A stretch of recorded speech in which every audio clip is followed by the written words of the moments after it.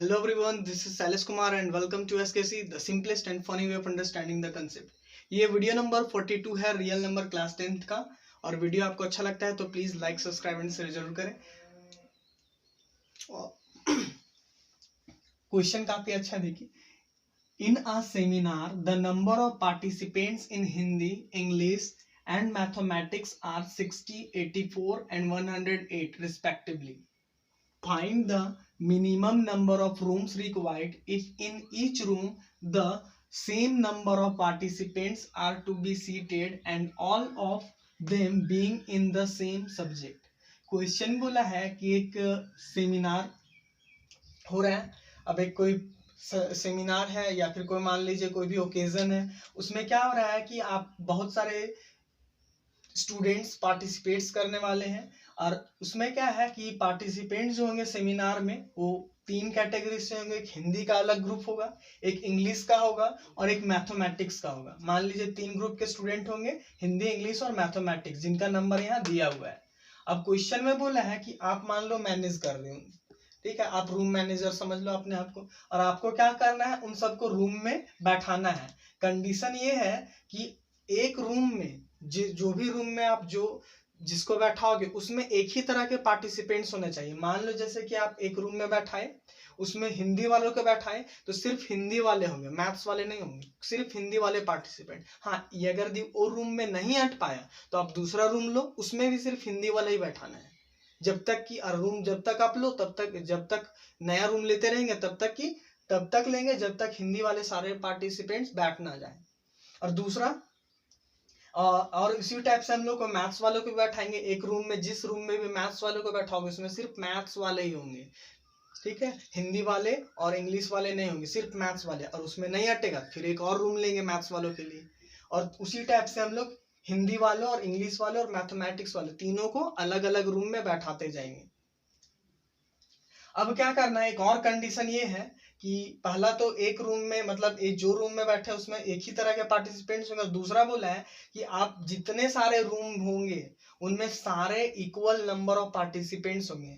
मान लो कि आप 15 रूम में सारे को बैठा दिए तो अब 15 रूम में हर एक पांच, मान लो कि पांच पांच हर एक रूम में होना चाहिए, या फिर 6 6 6 एक हर एक रूम में 6 6 होना चाहिए। मतलब एक रूम में जितने सारे पार्टिसिपेंट्स होंगे उतना ही दूसरे रूम में भी पार्टिसिपेंट्स होने चाहिए, तीसरे रूम में भी। मतलब हर एक रूम में इक्वल नंबर ऑफ पार्टिसिपेंट्स होने चाहिए। ये नहीं कि एक में 7, दूसरे में 14, तीसरे में 15, इस टाइप का नहीं। हर एक रूम में नंबर ऑफ पार्टिसिपेंट सेम होंगे।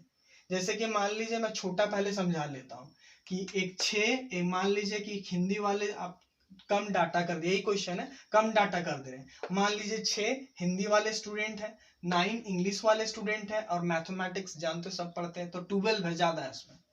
अब क्या करना है, कंडीशन इसमें यही है कि हम लोग को बैठाना है हर एक रूम में। मान लो कि हिंदी वाले एक रूम में सिर्फ हिंदी वाले बैठेंगे, घट गया रूम तो दूसरा रूम लेंगे उसमें भी सिर्फ हिंदी वाले। कंडीशन कि दोनों एक और दोनों रूम में नंबर ऑफ स्टूडेंट सेम रहेंगे, नंबर ऑफ पार्टिसिपेंट सेम रहेंगे। अब मान लो हिंदी वाले बैठ गए, अब नेक्स्ट लेंगे तो मान लो हिंदी वाला 6 था तो हम क्या किए कि इसको कैसे बैठाएं कि 3 3 करके बैठाएं, क्योंकि हर एक रूम में नंबर ऑफ स्टूडेंट को भी या फिर पार्टिसिपेंट्स को सेम रखना है। तो हम 1 2 3 एक रूम में, मान लो ये एक रूम है तो 3 स्टूडेंट को, 3 नंबर ऑफ स्टूडेंट को हम लोग एक रूम में बैठा दिए। फिर एक और 3 स्टूडेंट बच गए तो उसको नेक्स्ट रूम लिया और उसमें भी 1 2 3 स्टूडेंट को बैठा दिए। अब कंडीशन तो फुलफिल हो गया कि एक रूम में सिर्फ हिंदी वाले बैठे हुए हैं, फिर दूसरा रूम में भी सिर्फ हिंदी वाले स्टूडेंट ही बैठे हैं, और दोनों में क्या इक्वल नंबर ऑफ स्टूडेंट्स भी है, 3 है तो इसमें भी 3 है, इसमें भी 3 है। उसी तरह मैथमेटिक्स वाले में करेंगे, 9 सॉरी इंग्लिश वाले में 9 नंबर ऑफ स्टूडेंट है इंग्लिश वाले, तो एक रूम में बैठाएं 1 2 3। अब 3 ही क्यों बैठाएं, क्योंकि हम लोग को क्या करना है, 3 इसलिए रखना क्योंकि इसमें 3 बैठाए थे। उसी तरह नेक्स्ट 3 तो बैठा दिए तब बचा कितना 6, तो इसमें भी 3 बैठा, इसमें भी 3 बैठा दिए। अब 12 स्टूडेंट्स है मैथमेटिक्स में तो हम लोग क्या किए, 3 इसमें बैठा दिए फर्स्ट रूम में, फिर 3 इसमें बैठाए, 3 इसमें। तो आप एक चीज पाओगे कि अब इस तरह का अरेंजमेंट कम नंबर में था तो हम लोगों ने कर लिया हीट एंड ट्रायल मेथड से, ठीक है, जैसे तैसे बैठा के देखे, एक बार इसमें सेट हो गए। पता चल गया, 3-3 बैठाएंगे हर एक रूम में। अब ये बड़ा नंबर में हो तो बहुत गुच पोच हो जाएगा, तो इसलिए हम लोग क्या करते हैं ना कि HCF निकाल देते हैं इन तीनों का। तो यहाँ एक रूम में 3 बैठाए, कैसे पता चला? अब देखो 6, 9 और 12 का HCF निकाल के देखना, 3 आएगा, तो उससे पता चल जाता है, HCF से पता चल जाता है कि एक रूम में कितना बैठाएंगे। तो इसीलिए हम लोग क्या करेंगे, यहाँ पे HCF पता करेंगे, किसका किसका, 60, 84 एंड 108 का, ताकि एक रूम में कितना बैठाएं। अब इस तरह से भी आप नहीं समझे कि HCF क्यों निकाला, तो आप ये भी समझ सकते हो। अब बहुत बच्चे लोग तो मिनिमम देख के टूट पड़ेंगे कि LCM निकाल लेना है। ऐसा मत करना, मैं बार बार बोलता हूँ, मिनिमम या मैक्सिमम देख के नहीं टूट पड़ना है, पूरा क्वेश्चन पढ़ेंगे थ्रू आउट। अभी देखो एक और तरीके से समझ सकते हो आप इसको, कि मान लीजिए आपका बर्थडे पार्टी है और आप 30 स्टूडेंट्स को, 30 अपने फ्रेंड्स को बुलाए हो और आप चाहते हो कि सबको होटल में पार्टी दें। अब होटल वाले से बात हुआ, बोला कि एक रूम में सेम नंबर ऑफ, कंडीशन रख दिया होटल वाला कि एक रूम का 1000 लेंगे और 1000 लेंगे। अब आप क्या चाहोगे कि कम से, अगर आप 2 रूम लोगे 2000 लगेगा, 4 रूम लोगे 4000 लगेगा। अब आप चाहोगे कि थोड़ा कम रूम रखें, अगर पैसा बचाना चाहते हो तो कम रूम ले, और एक ही रूम में ज्यादा अपने दोस्तों को हम क्या करें, इंगेज कर दें। 2 रूम ले, दोनों में 30 बुलाए तो 15-15 कर दें, या 3 रूम ले और तीनों में इक्वली डिवाइड कर दे, 30-30-30, पैसा आपका बचेगा। तो मतलब एक रूम में आप क्या चाहोगे, ज्यादा से ज्यादा स्टूडेंट को, ज्यादा से ज्यादा अपने फ्रेंड्स को रखना।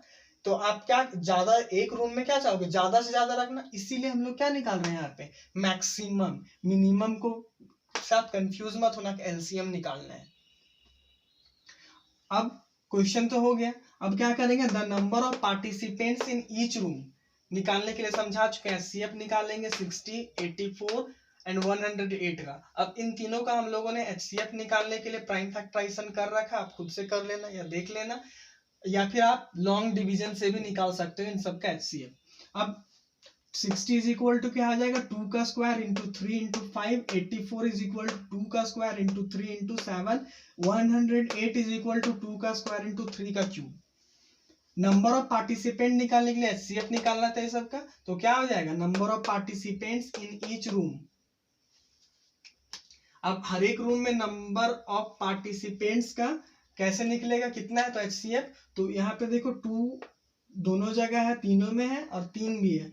2 का पावर 2 सबसे लीस्ट है, 2 का पावर 3 का पावर 1, तो 2 2 जा 4, 4 3 जा 12, 12 हमारा क्या हो जाएगा, आंसर। आंसर नहीं हो गई, एक रूम में कितने सारे पार्टिसिपेंट्स है ये निकला है, कि हर एक रूम में 12 पार्टिसिपेंट होंगे, फिर दूसरा रूम में 12, तीसरा रूम में 12, इस टाइप से होंगे। जैसे कि हम लोग 3-3 हर एक रूम में सरियाए थे। अब क्या करना है, अब हम लोग को लेकिन यहाँ पता करना है रूम कितना, रूम निकालना है, ना कि पार्टिसिपेंट। लेकिन पार्टिसिपेंट निकालना जरूरी था, क्योंकि बिना पार्टिसिपेंट का रूम नहीं निकलने वाला है। तो अब हम लोग जानते हैं कि 60 स्टूडेंट हैं टोटल, कितने, 60 स्टूडेंट हैं, 60 पार्टिसिपेंट हैं हिंदी के, और एक रूम में कितना बैठेंगे, 12। तो हम लोग 60 को 12 से डिवाइड कर देंगे तो आएगा 5, मतलब 5 रूम किसके लिए अलॉट करेंगे हम लोग, हिंदी वाले पार्टिसिपेंट्स के लिए। अब 84 स्टूडेंट है इंग्लिश के लिए, और एक एक रूम में हम लोग 12 ठो बैठाना चाहते हैं, तो आप क्या करोगे, 84 को हम लोग डिवाइड करेंगे 12 से और आंसर आएगा 7। उसी तरह हम लोग डिवाइड चाहते हैं मैथमेटिक्स का, कितने स्टूडेंट है, 108 है। अब एक रूम में बैठाए हैं 12 और टोटल स्टूडेंट है 108, और एक रूम में बैठेंगे 12 ठो। आप कितना सारा रूम निकालोगे, नंबर ऑफ रूम्स क्या हो जाएगा, 108 को 12 से डिवाइड करेंगे, यानी 9 ठो रूम किसके लिए अलॉट करेंगे, मैथमेटिक्स वाले स्टूडेंट लोग के लिए। लेकिन अब हमसे पूछा गया टोटल रूम कितना जरूरी पड़ेगा, 5, 7 प्लस 9 जाके आएगा 21, है ना। तो अब यहाँ पे ये सब क्यों जोड़े, इसमें भी कोई दिक्कत हो जाता है, तो उसके लिए भी आप इसको समझे। अगर आप समझ गए तो वीडियो को बंद करें, और नहीं समझे तो इधर देखें। जैसे कि मान लीजिए आपके पास टोटल कितने थे, 6 पार्टिसिपेंट थे हिंदी वाले, है ना, और एक रूम में आप बैठाओगे 3 पार्टिसिपेंट को। आप ही बताओ हिंदी वाले लोग को बैठाने के लिए आपको कितना रूम चाहिए, टोटल है आपके पास 6 पार्टिसिपेंट, एक रूम में बैठाओगे 3 स्टूडेंट को या पार्टिसिपेंट को, बताओ कितना रूम चाहिए, एक में 3, दूसरा रूम में 3, 6, 2 रूम चाहिए। यानी हम लोग क्या किए, 6 को 3 से डिवाइड किया, आएगा 2। अब आपके पास 9 पार्टिसिपेंट्स है टोटल इंग्लिश के, और एक रूम में बैठाओगे 3 ठो स्टूडेंट को, यानी 3 पार्टिसिपेंट को। तो पहला रूम में 3 ठो, दूसरा रूम में 3 ठो यानी 6, और एक रूम और लेंगे उसमें 3, यानी 3 3 6 3 9, यानी कि हमको कितना रूम चाहिए होगा, 9 को हम लोग किससे डिवाइड करेंगे, 3 से, 3 रूम चाहिए होगा, 3 आंसर आएगा। अब मान लो मैथमेटिक्स के आपके पास 12 स्टूडेंट है और एक रूम में बैठाओगे 3 पार्टिसिपेंट्स को, तो पहला रूम में 3 पार्टिसिपेंट, दूसरे रूम में 3 पार्टिसिपेंट 6 हो गए, तीसरे रूम में फिर 3 पार्टिसिपेंट 9 हो गए, और चौथे रूम में 3 पार्टिसिपेंट, 3 4 जा 12 स्टूडेंट्स हो गए, यानी 12 पार्टिसिपेंट्स हो गए। तो इतना तो छोटा नंबर में हम लोग सिंपली अब कैसे पता करें कितना, तो 12 को 3 से डिवाइड करेंगे, 4 रूम जरूरी पड़ेगा मैथमेटिक्स वाले लोग के लिए। अब आपसे पूछे टोटल कितना रूम जरूरी पड़ेगा, सबको जोड़ देंगे, 2 + 3 + 4, आंसर आ जाएगा। और वीडियो अच्छा लगता है तो please like subscribe and share जरूर करो।